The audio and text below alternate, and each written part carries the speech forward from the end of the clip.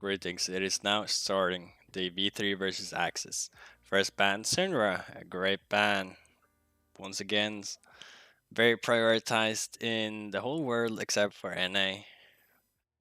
Um, from here on, I think they will be. I think their ball lanes on both sides are kind of question marks. It's very hard to know if there'll be something that they'll be playing through. I think, although the top side is rather weak uh, as a lane currently, I think it has to be where they want to focus unless they have a lot of confidence in boss side this game. But as I mentioned, they are very big question marks on both sides. Elise ban makes sense. Hoggle plays some Elise, decent amount of Elise, very strong right now. Kali has to be banned. Also, I would possibly save him as last ban because I don't think there's anything as high priority that they want to ban as third ban that the other bans are gonna change the fact that they're banning a Kali aside from maybe bidding out if V3 actually can pick it. Now they choose to ban Lucian too, very decently strong. I think Lucian is slightly over prioritized as an AD carry. I think there's other options. Although he's okay as a solo laner, but yeah, I don't think that we're gonna play him. Jarvan is he's a decent pick. Decent ban. I think he's a tier 2 jungler, or rather he's tier 1 if you count Gragas as a tier 0, with Elise is like 0.5. Elise and Lee is an 0.5. Then Jarvan is a tier 1. Or maybe Elise is 0.5 and Lee is probably on Jarvan's level. Pantheon ban makes them less aggressive. Very flexible champion, pretty strong. As shown by Mickey and LEC, can do a lot of stuff with very little. Set first pick is pretty safe. Although there are some matchups that does really well into that. For example, Soraka. Rek'Sai, solid pickup, I guess. Braum less so. Picking Braum here lets the B3 to get a counter pick bot lane. Not only have they the option to pick a good AD carry into Braum, but it can, like, by picking away Philios from Braum, who does really well together, but they can also pick Nautilus. Nautilus does okay against Braum. The only way for Braum to do anything is like if he jumps in front of him and then he dies himself. He should not be able to fight him early on due to the instant proc of Aftershock. His kind of burst is kind of delayed and he doesn't really get to proc his Aftershock until later on, when they actually proc his passive. Rise lock-in makes sort of sense. I think I'm surprised they didn't pick an AD carry. Now they get to ban out both Senna and MF here. Would probably be the right option. Yasuo ban doesn't quite add up to her composition, who already has an ED bot lane, AD bot, AD top, and in that case they would need an AP mid or an AP jungler. So I would probably ban out Gragas. I would ban out, either I would go for Gragas and I think LeBlanc is a okay ban here, I think. Because it does decent against Rice. Good pick against him. Soraka ban makes sense. Does good into set. I think the Rice pick. I think they could have picked AD carry instead of Braum. And then they could have just done the same thing with Rice, right? Senna makes sense too. Hyde will pick MF here. Maybe. Yeah, I think MF is probably the best AD carry right now here. Still a tier 1 champion that's left open for some reason. Ashe? Ashe is a...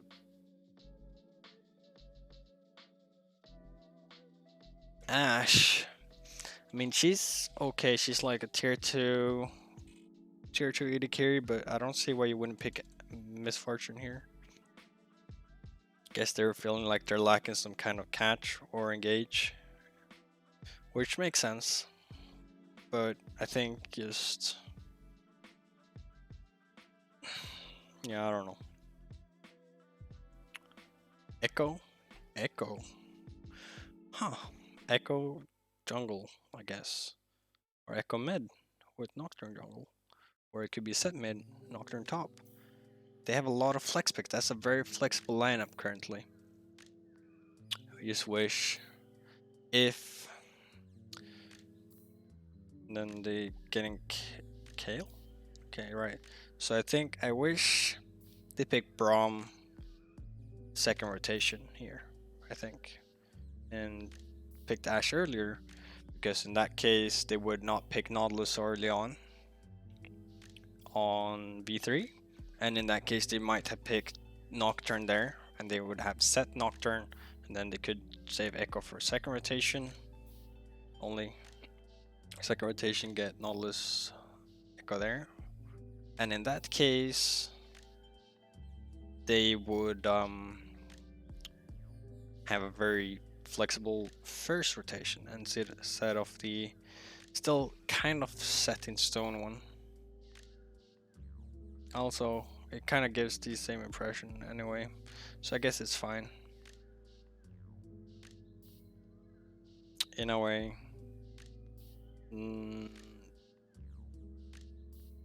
It all turns out fine. So it's Nocturne mid against the Rise, Echo jungle. Once again, these hyper kind of snowball reliant jungle from Boogie.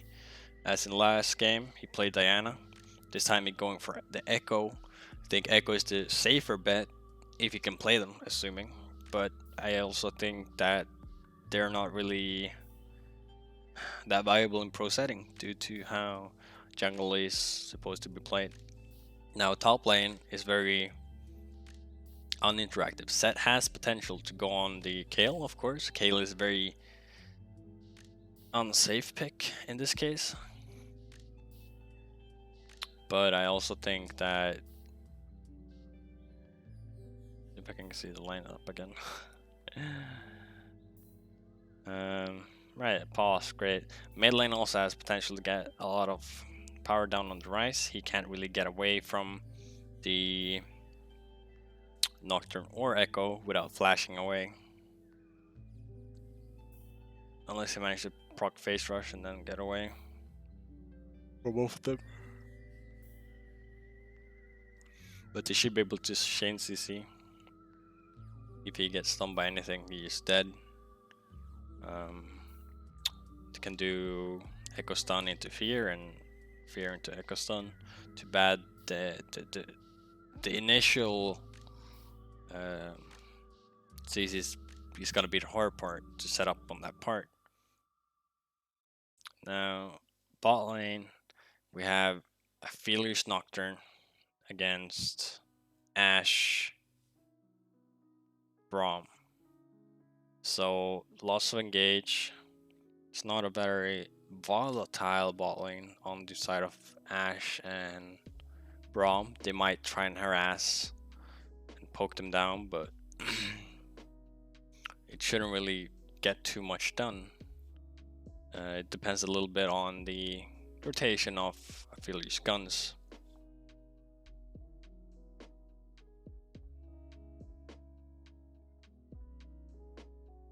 Right, in game again. Set, I think, is the best way for Echo to get something done. Kale shouldn't be able to do anything, and Set should just be able to run up with a if Echo manages to slow him. But yes, a Q should be enough. I have a hard time getting him away as well from him.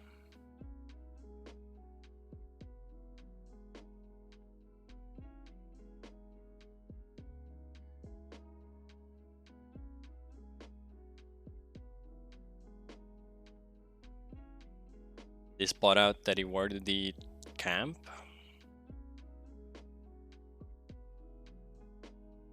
Seems good, seems good. They really like that ward to the entrance of the red side jungle on top side. to spot out any wards and vision that comes down. Guess it's a solid thing.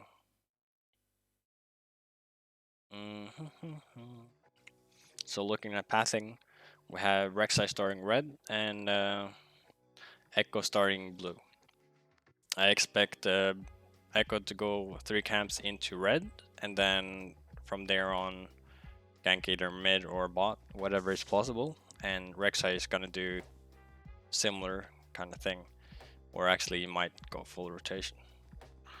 We'll see exactly how he chooses to go here, but I think Rek'Sai has a rough time to gank the bot lane of them due to kind of hard setup.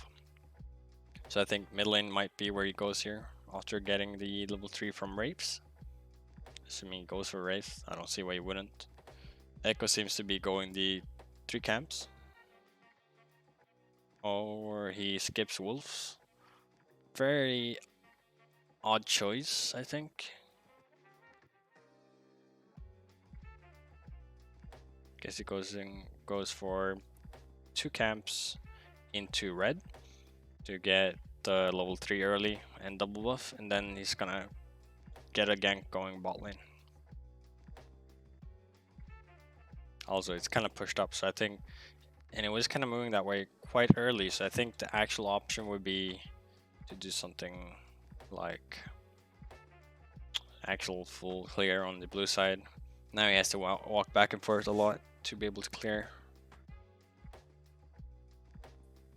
Top lane, oh, he's running off the shock shit set. I think that's not very good. I think that's oh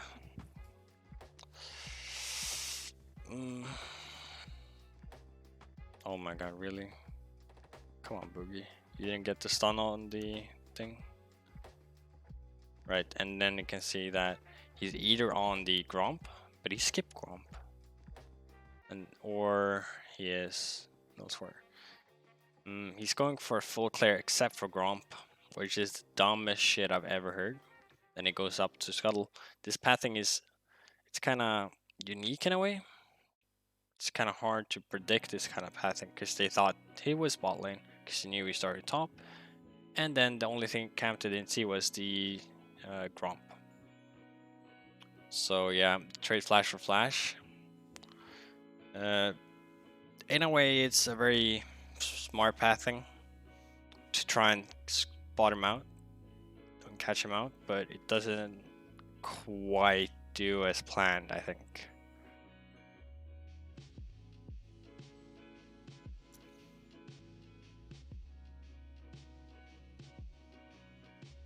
Right, what are we gonna do here? Nocturne is not 6 yet, so they don't really quite have the diving potential that they might want here.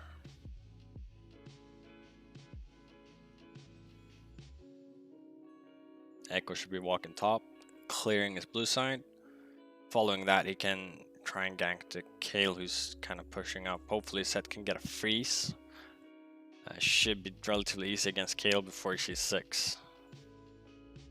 But she's recalling here. But can catch her on the way back if he goes for these 2 camps.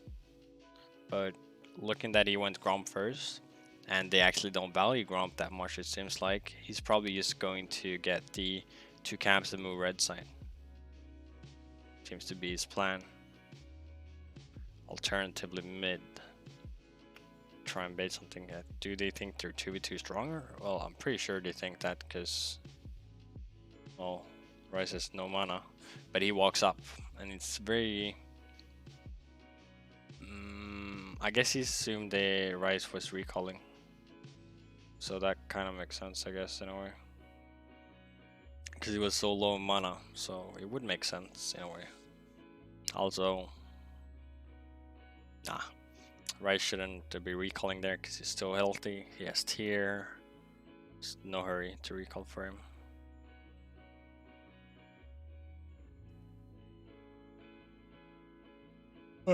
So it's Cloud Dragon first. It's pretty nice to have, I think, but it's what? at Bomb Shield was the wrong way. So that's kind of sucked. He kind of ate more than he had to. And then this dive can... I mean, it seems to be potentially turning out fine. Oh, no, Ace went in really hard and got stuck in there. Now Archer is dying. Corporal might die. Oh, he got away too. So they managed to trade 2 for 2. That's the best scenario possible for AXIZ here. I think that had the potential of late game scaling. Feels pretty scary late game, but and so is Echo, I guess. Nocturne kind of falls off after mid game. Like if they get armor where they can't assassinate anymore, it's kind of scary.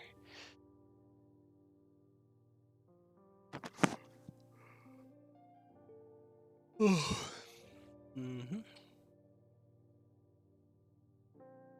Dunk. A Kale will save him.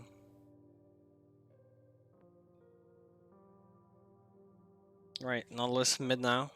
Look into something, but it's warded, so it's not gonna... Shouldn't happen. Oh. Okay.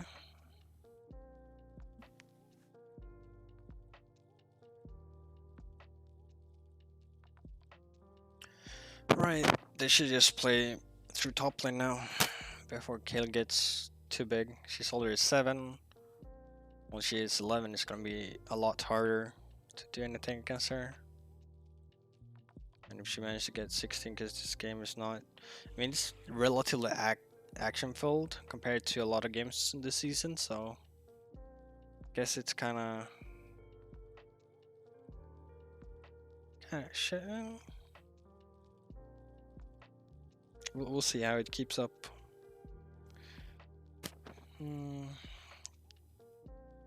Garigaru got blue. Echo took the blue off the on V3 side.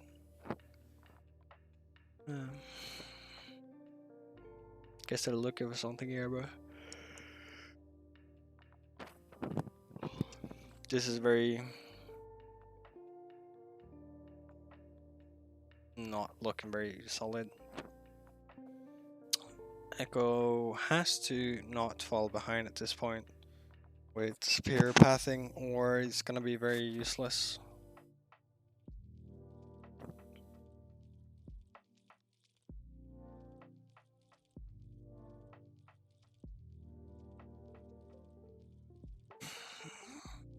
Maybe Nautilus can get some roams up, and then they can go together with Echo if he really wants to force gank in mid. But yeah, I think mid is kind of in a rough state because he should be winning, but he's really not. So.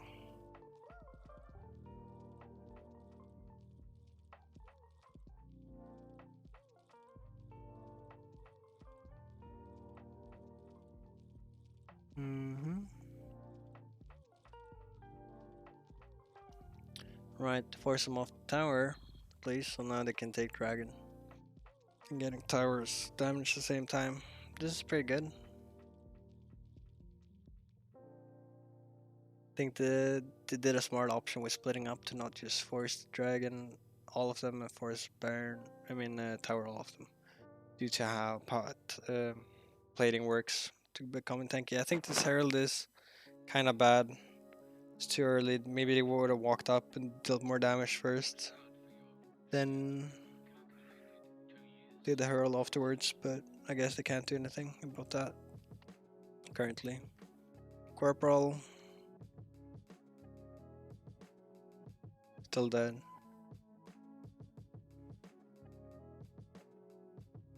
Close call though.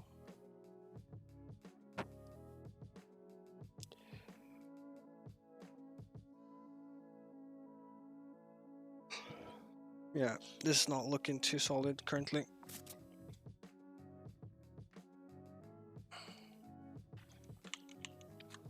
Right. Oh yeah.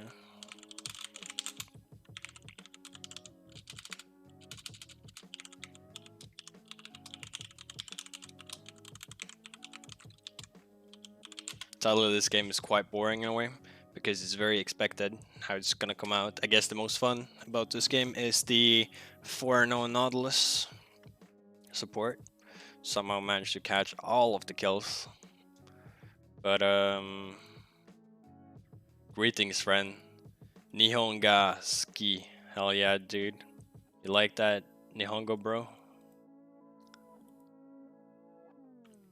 Right.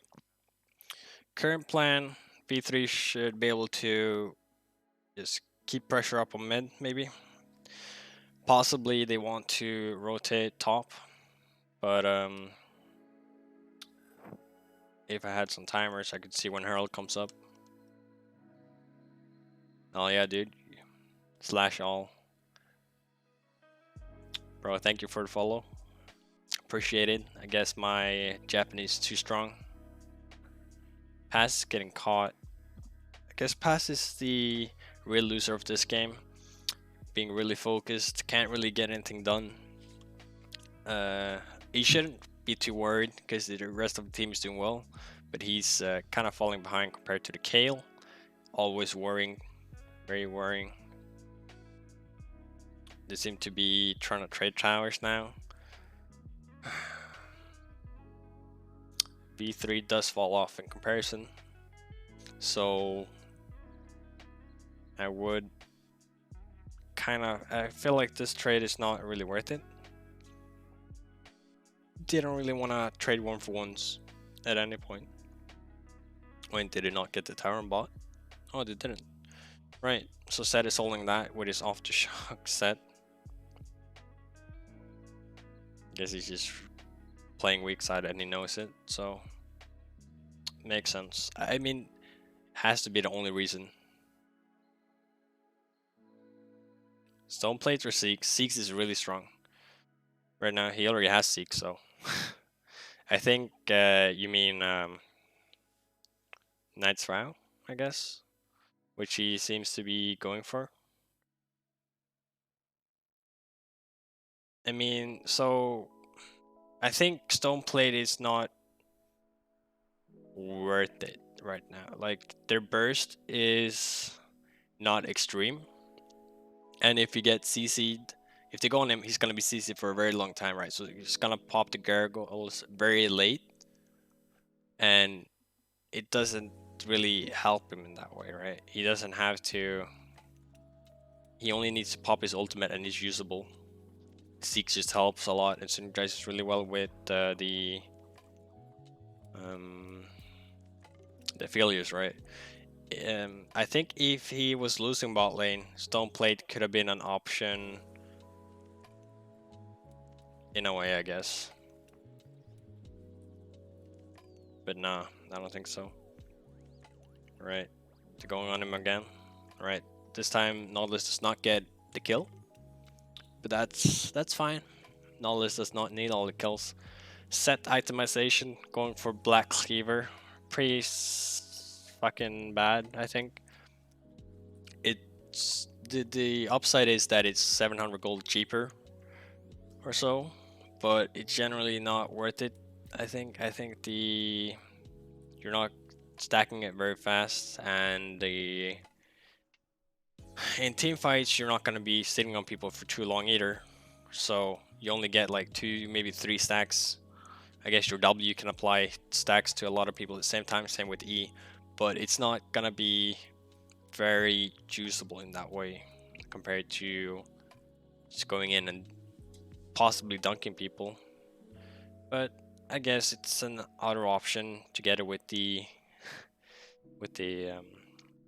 off the shock option. But yeah, all in all these options he's doing is just making him be very weak, and he's really only around for the AoE stun and be able to soak up pressure with his W, maybe to be able to dunk something, but there's no good dunk targets except for maybe Braum, and even then it's not the greatest either.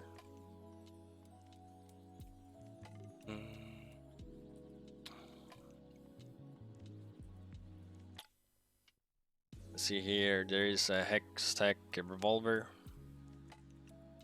This matchup, Trinity for sure. No. Set Trinity is surprisingly strong. Black Cleaver just doesn't do anything here. It's essentially just paying for a Phage and some CDR. So if you really just wanted the Black Cleaver stat, you would just go Phage and then you keep going whatever else. If you really feel like that, you can go. I think like Trinity makes you chunky enough, and following with that, you can go things like what's it called? Deadmans. If you really feel like you need to get tankier, you can go Sterex. Sterex is really good as well. Stone Plate, I guess you can even go Stone Plate because of how it works with grit and stuff. So in a way, Stone Plate is a good option as a third item or something. But I just think Trinity is so much more valuable here. As for options on the AXIZ team, I'm surprised of the Mercs on the Rek'Sai. I'm surprised there is no Tabi on things like the Ashe that are looking to get assassinated by the Nocturne. Like they have a lot of ED damage still. Nocturne has Duskblade, so I would be expected. I guess they're kind of relying on the Kayle ultimate when they're grouped up. But yeah.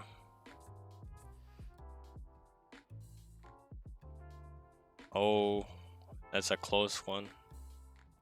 Oh, they both died anyway. That's unlucky.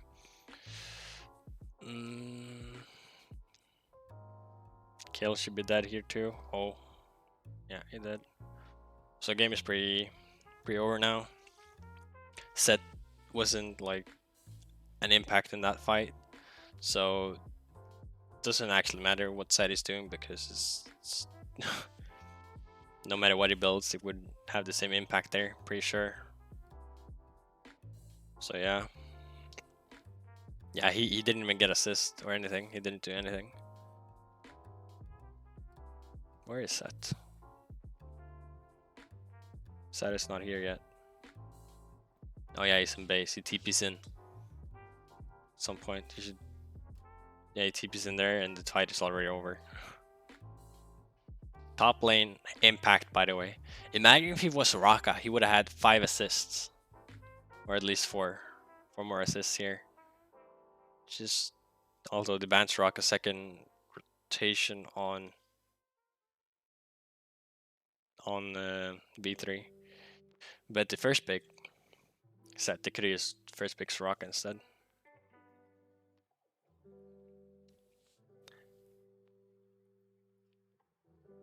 Drops 6k gold. I think it's still winnable for AXIZ. They're in Vietnam. Yeah, you could expect that. The thing is, AXIZ is the absolute worst team currently. I think they were already weakest, and they really dropped the ball on the offseason too. In terms of skill loss in total from trading players, it's not the worst, but they were all really bad, and they didn't really get better. So I feel it's just so big. And then here it's just like engage on them. They can't really walk up to Baron at all. They should just give it up. Maybe take Dragon to delay Soul a bit longer to get scaling. But nah, I guess they just really want to force this. Although I don't know why Nocturne is not there.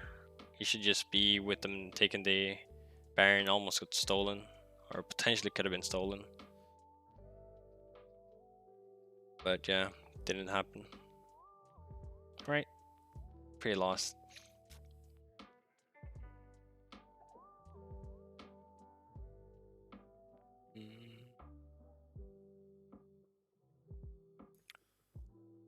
How does AXIZ get back into this game? Currently down 9k gold, almost 8.4k, 3k. The they can. Yeah, they should have traded objectives.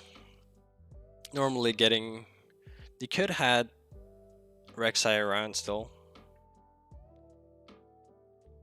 to get out of this by FF. True. I think surrendering this game will actually be like a plausible thing here, but they still the scale, dude. They have the scaling. They have the scaling. I have the buffering. Is that my internet?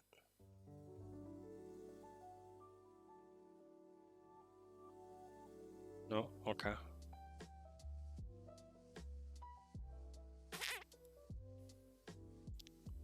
Please. Okay. Right. Yeah, they can't execute the fight currently.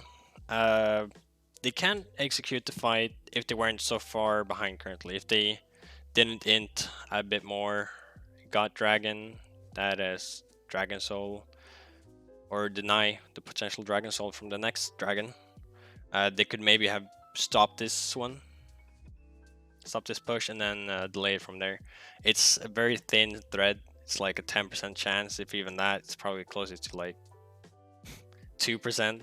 One getting that 1% though, like this game is over now, so it's kind of sad. The game was really fast, but I guess it's action filled. Nautilus stopped taking the kills, got 12 assists from there. Feel a bit bad for Corporal coming from Australia to come play for the worst team in LJL. Pretty sure he came from there on. Maybe he has residency in Japan, because I'm not sure of their import rules. But AXIZ has 3 imports currently.